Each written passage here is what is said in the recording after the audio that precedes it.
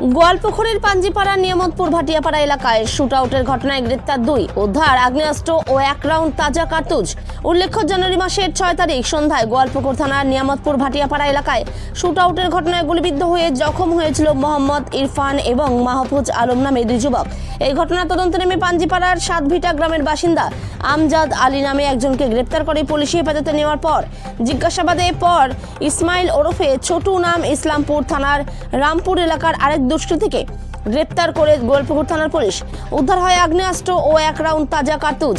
পুলিশের দাবি, টাকা লেনদেনের কারণে এই ঘটনা, তবে এর পেছনে আরও কারা কারা যুক্ত রয়েছে তা অভিযুক্তের জেরা করে জানার চেষ্টা করছে police. Bureau report, big news Bangla.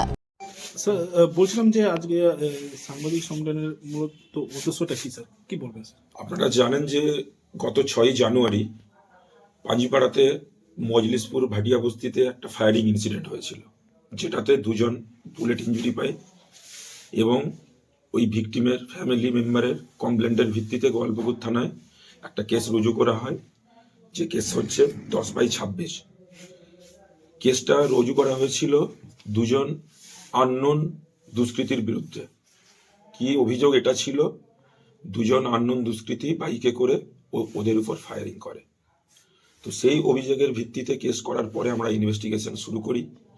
ইনভেস্টিগেশনের পর প্রথমে আমরা অ্যারেস্ট করি আমজাদ আলী, একজন অ্যাকিউজডকে। ওনার বাড়ি হচ্ছে সাতভিটা পাঞ্জিপাড়াতে। ওনাকে পিসি রিমান্ড নেওয়া হয়। পুলিশি জিজ্ঞাসাবাদে উনি ওনার দোষ স্বীকার করে এবং এই অপরাধের সাথে জড়িত আরেকজনের নাম ডিসক্লোজ করে, যার নাম হচ্ছে ইসমাইল এলাইস ছোটু ধনতলা। ওনারা 2 জন মিলে এই ঘটনাটা ঘটিয়েছিল, সেটা ওনারা পুলিশি জিজ্ঞাসাবাদে স্বীকার করেছে। স্যার, বললাম যে এই যে গুলি চালানোর ঘটনা, যার বাইকে যে ছিল, যে আরেকজন একুশ যে কথা বলা হচ্ছে, তার তো বন্ধুত্ব ছিল ওনাদের। না, আমরা প্রিলিমিনারি ইনভেস্টিগেশনে যেটা পেয়েছি, বাইকে যে 2 জন ছিল তাদের মধ্যে বন্ধুত্ব ছিল। তারা মজলিসপুরে কোনো একটা তাদের রিলেটিভের বাড়িতে গিয়েছিল, ফেরার পথে এই ঘটনাটা ঘটে।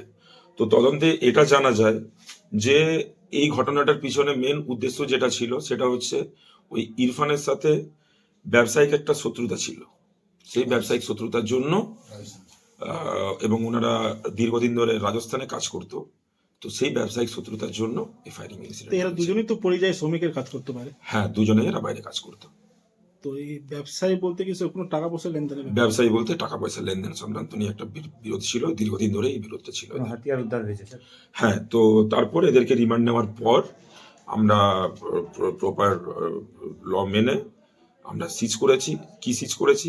একটা পিস্তল, 1 রাউন্ড কার্তুজ আর ম্যাগাজিন, একটা এমটি ম্যাগাজিন। স্যার, বলুন এই যে আগ্নেয়াস্ত্র কোথা থেকে জোগাড় করছে বা কোনো কিছু? না, ওটা এখন অবধি আমরা করিনি। আমরা ফার্দার পিসিতে নিয়েছি।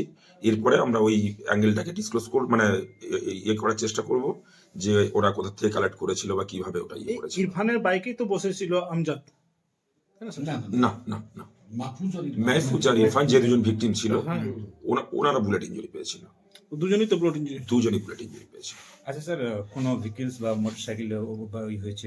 না, আমরা যে ভেহিকেলে করে এসেছিল অ্যাজ পার কমপ্লেন্ট যেটা লিখেছে যে একটা বাইকে করে এসেছিল, তো সেটা আমরা তদন্ত চলছে সেটাকে করার জন্য। স্যার, আগে আমি দেখেছিলাম স্যার এই কেসে নিয়ে একজন পলিটিক্যাল লিডার কোনো কমপ্লেন দিয়েছিল, এরকম কোনো আছে কি স্যার?